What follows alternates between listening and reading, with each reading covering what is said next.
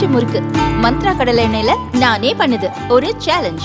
உங்களால இந்த மாதிரி முறுக்கு செய்ய முடியுமா? மந்த்ரா கடலை எண்ணெயில முறுக்கு செஞ்சு பாருங்க.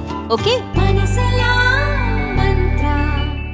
விடுதலை சிறுத்தைகள் கட்சியின் துணை பொதுச் செயலாளர் ஆதவ் அர்ஜுனாவின் கருத்து அவரது தனிப்பட்ட கருத்து என்றும் 2026 சட்டமன்ற தேர்தலிலும் திமுகவுடன் கூட்டணி தொடரும் எனவும் விசிக துணை பொதுச் செயலாளர் வன்னியரசு விளக்கமளித்துள்ளார்.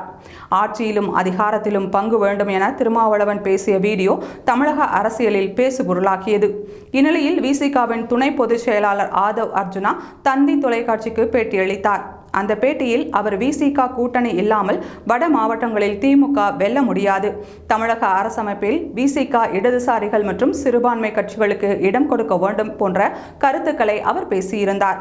ஆதவ் அர்ஜுனாவின் இந்த கருத்துக்கு திமுக எம்பி ஆர் ராசா விடுதலை சிறுத்தைகள் கட்சியில் புதிதாக சேர்ந்திருக்கும் ஒருவர் கொள்கை புரிதல் இல்லாமல் பேசியிருப்பது கூட்டணி அறத்திற்கு ஏற்புடையது இல்லை.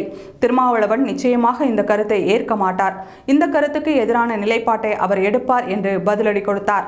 இதையடுத்து திமுக விசிக கூட்டணி எண்ணிக்கை அடிப்படையில் இல்லை என்றும் விசிக இல்லை என்றால் வட மாவட்டங்களில் திமுகவால் தேர்தலில் வெல்ல முடியாது என்ற கருத்து உண்மைக்கு மாறானது எனவும் அக்கட்சியின் எம்பி ரவிக்குமார் கூறியிருந்தார்.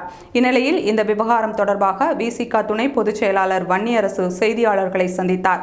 அவர் பேசுகையில் துணை முதல்வர் பதவி குறித்த ஆதவ் அர்ஜுனாவின் கருத்து விடுதலை சிறுத்தைகள் கட்சிக்கு ஏற்புடையது அல்ல. தனிநபர் மீதான விமர்சனத்தை விசிக முன்மொழியாது. ஆதவ் அர்ஜுனாவின் கருத்து அவரின் தனிப்பட்ட கருத்து ஆகும். திமுகவுடன் கூட்டணியில்தான் விசிக தொடர்கிறது. எனவே 2026 சட்டமன்ற தேர்தலிலும் திமுகவுடன் கூட்டணி தொடரும் என்று வன்னியரசு விளக்கமளித்தார். விசிக நிர்வாகியின் கருத்துக்கு அந்த கட்சியின் மூத்த நிர்வாகிகளே மறுப்பு தெரிவித்து அவரது சொந்த கருத்து என்று கூறியிருப்பது தமிழக அரசியல் வட்டாரத்தில் சலசலப்பை ஏற்படுத்தியுள்ளது.